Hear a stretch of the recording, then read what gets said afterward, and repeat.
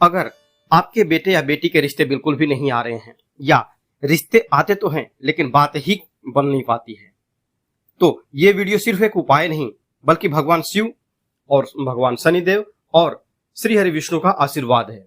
आज के इस वीडियो में मैंने पूज्य गुरु जी के कथा से सुना हुआ 3 उपाय आपको बताया है। तीनों ही उपाय एक से बढ़कर एक हैं और आप अपनी सुविधा के अनुसार किसी भी एक उपाय को कर सकते हैं।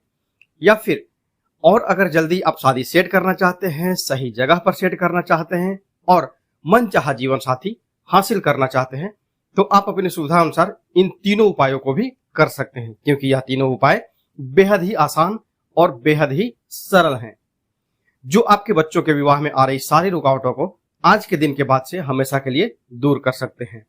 हम में से कई लोग यह महसूस करते हैं कि हम तो अच्छा कर रहे हैं, फिर भी हमारी किस्मत साथ नहीं दे रही है। कई सारे टोने टोटके किए, लेकिन जाने अनजाने में कुछ ऐसा हो जाता है जो हमें समझ में ही नहीं आता है और हमारा किया हुआ व्यर्थ हो जाता है। तो आज मैं जो आपको उपाय बताने वाला हूं वो बहुत ही खास है और बेहद ही अचूक है। पहला जो उपाय है वो है एकादशी के दिन किया जाने वाला उपाय। ये दिन भगवान विष्णु की पूजा के लिए विशेष रूप से शुभ माना गया है और हम विष्णु भगवान की पूजा भी करते हैं ना बृहस्पतिवार को, ताकि जल्दी शादी हो जाए। तो उसी हिसाब से देखिए, वैसे तो प्रभु श्री हरि विष्णु की पूजा किसी भी दिन की जा सकती है, लेकिन एकादशी के दिन, इस दिन उनका नाम मात्र लेने से ही सारे पाप कट जाते हैं, मन की हर इच्छा पूर्ण होती है। एकादशी के दिन माता तुलसी का पूजन भगवान विष्णु को अत्यंत प्रिय होता है। माँ तुलसी स्वयं भगवान श्री हरि विष्णु की प्रिया मानी जाती हैं। जहां तुलसी होती हैं वहां श्री हरि का वास होता है।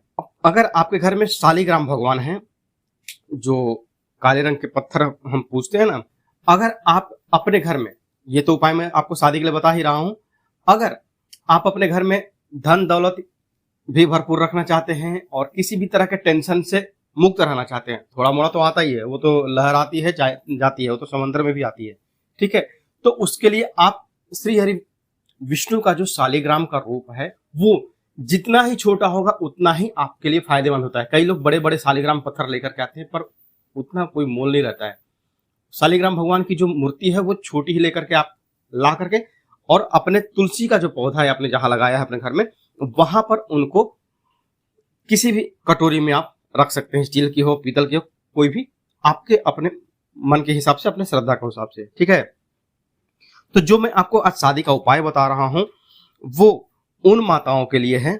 यह उपाय माँ कर सकती है, अधिकतर तो यह उपाय है जो माँ करे, या फिर अगर कहीं कहीं होता है ना कंडीशन की मम्मी नहीं है तो क्या होगा, क्योंकि मम्मी इस दुनिया में है ही नहीं, तो फिर इस कंडीशन में आप अपनी दीदी को भी बोल सकते हैं, भाभी को भी बोल सकते हैं।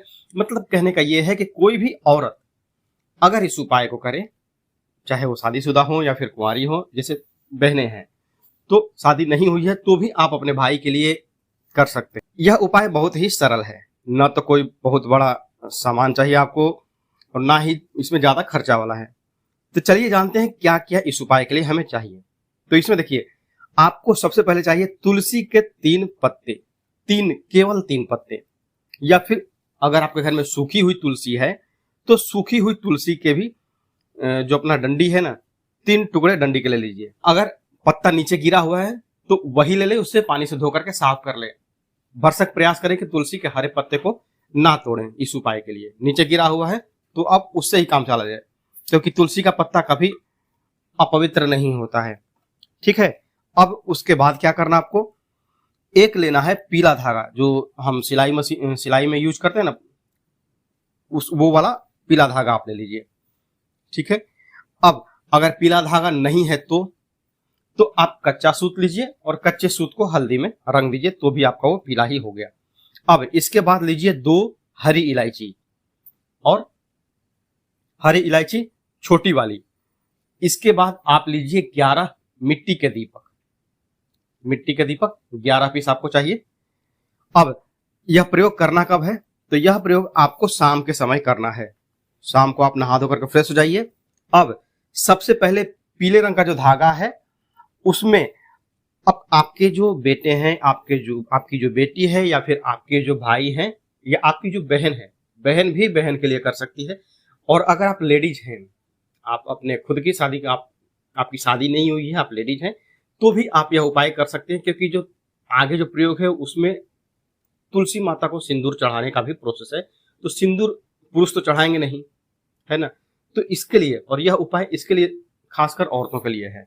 जितनी भी आपकी उम्र हो रही है, जिसका भी लड़का हो या लड़की हो, जिसकी भी शादी करनी है, उसकी जितनी भी उम्र हो रही है, 20, 25, 30, 35, जितना भी उम्र हो रहा है, उस पीले धागे में उतना ही गांठ लगाना है जितनी आपके बच्चे या बच्ची की उम्र हो रही है, जिनकी शादी करनी है। ठीक है, अगर बच्चा 35 साल का है तो 35 गांठ लगेंगे। कैसे? जब भी आप गांठ लगाएंगे उस धागे में, पीले वाले धागे में, तो ओम नमो भगवते वासुदेवाय यह कह करके हर गांठ पर एक बार विष्णु भगवान का मंत्र आपको बोलना है। हो गया है, गांठ लग गई आपकी, जितने भी है टोटल आपने गांठ लगा लिया है। हर गांठ पे आप मंत्र बोलेंगे। अब तुलसी माता के पास दिया जलाएं। दिया कौन सा? घी का दिया। घी के दिए में यहां पर थोड़ा सा प्रोसेस समझ लीजिए कैसे करना है। सबसे पहले जो मिट्टी का दिया है उसको पानी से आप धो लेंगे। धोने के बाद आपका वो प्रयोग करने से आधा घंटा पहले आप धो धा करके अपना जो पूजन सामग्री है वो तैयार करके रख लेंगे। अब दिया सूख गया है, मिट्टी वाला हुआ, उसमें सबसे पहले आप दिए में, दिया आपका खाली है, उसमें सबसे पहले आप थोड़ा सा हल्दी पाउडर डाल देंगे। जो आपके घर में रसोई में है पाउडर, वो आप थोड़ा सा हल्दी पाउडर डाल देंगे। 11 दिए हैं, 11 दिए में सबसे पहले थोड़ा थोड़ा एक एक चुटकी एकदम नाम मात्र का हल्दी डाल दीजिए। सारे दिए के बेस में जो अपना तली में है वो हल्दी हो गया है। अब इसमें घी डालिए। इसके बाद उसमें कलावे की बाती लगाइए, जो हाथ में हम धागा बांधते हैं, मौली या फिर कलावा जो कहें आप, उसकी 11 बाती बना करके और उस दिए में डालिए। अब 11 जो दिया है उसको तुलसी माता के पास, जो तुलसी का जो पौधा है वहां पर आप जला दीजिए। दीपक जलने के बाद आपको क्या करना है, अपने दाहिने हाथ की हथेली में, राइट हैंड में 3 तुलसी के पत्ते रख लीजिए, या फिर 3 तुलसी की छोटी छोटी जो डंडियां हैं, लकड़ी है, वो रख लीजिए, और 2 इलायची रख लीजिए, और जो पीले रंग का धागा जिसमें आपने गांठ लगाया है वो अपने दाहिने हाथ की हथेली में रख लीजिए। हो गया। अब बायां जो हाथ है, उस बाएं हाथ से अपने दाहिने हाथ में जो आपने सामान रखा है उसको ढक लीजिए। अब इसके बाद माँ तुलसी का जो अगर चालीसा आपको आता है तो वो पाठ कर सकते हैं, नहीं आता है आप श्री हरि विष्णु की चालीसा पढ़ सकते हैं।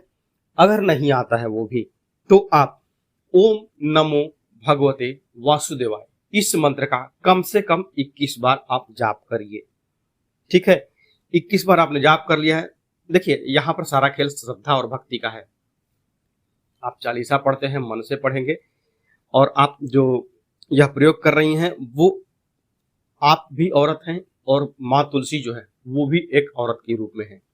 तो आप जो है अपना भाव जो है उनको अर्पण करेंगी, उनसे श्री हरि विष्णु तक जाता है, और श्री हरि विष्णु आपका जो सारा माया का संसार है उसमें जो जोड़ी बनाने का काम है वो पूर्ण करने का काम कर देते हैं। ठीक है, अब आपने जब 21 बार नाम जाप कर लिया है ओम नमो भगवते वासुदेवाय का, तो दाहिने हाथ में जो आपने सारी सामग्री रखी थी उसको माँ तुलसी के जड़ में अर्पण कर दीजिए। तुलसी के पत्ते और इलायची वहीं छोड़ दीजिए, और जो पीला जो धागा है जिसमें आपने गांठ लगाया है उसको तुलसी के गमले में या फिर तुलसी के तने में आप लपेट दीजिए। जब यहां पर आप एक चीज और ध्यान रखिए कि जब आप उस धागे को लपेट रहे हो तुलसी की जड़ में या फिर तुलसी के गमले में, हर आप प्रयास कीजिए कि तुलसी के जो तुलसी का जो तना है वहां पर ही आप इस धागे को लपेटें। ठीक है, अब आपका जो धागा लपेटने का काम जो चल रहा है, उस टाइम पर आप जो अपने मन की जो भी इच्छा है, आप अपने बेटे या बेटी या अपनी खुद की शादी के लिए कर रही हैं, तो वो मनोकामना आप बोलते जाइए। ये कंटिन्यू आपके मन में जो प्रार्थना है वो चलती रहेगी, उसमें आपको रुकना नहीं है। एक निवेदन करिए, हे तुलसी माता, हे विष्णु भगवान, मेरे बेटे या बेटी के जीवन में सुखमय गृहस्थ जीवन का आप अति शीघ्र योग बनाएं। जो भी बाधाएं हैं, जो भी ग्रह दोष हैं, उन्हें दूर करें। यदि कोई विवाह का प्रस्ताव आया है जो हमें उचित लग रहा है तो उसे आप पक्का करें। अब और देर ना करें, आप कृपा करिए। यदि यह उपाय आपने घर में किया है तो जब आपकी मनोकामना पूर्ण हो जाए तो उस पीले धागे को जो अपने तने में बांधा था ना तुलसी माता के, प्रेम पूर्वक खोल दीजिए और किसी बहते जल में प्रवाहित कर दीजिए। बहता जल मतलब बहता जल ही, भले ही आपके 2 किलोमीटर 5 किलोमीटर हो 10 किलोमीटर हो। बहता जल मतलब नदी, तालाब, कुआं, समंदर, कोई भी हो सकता है इस चीज, ठीक है, शुद्ध चीज का हो। वो नाली, बहता जल मतलब वो नाली वाला नहीं है, ठीक है।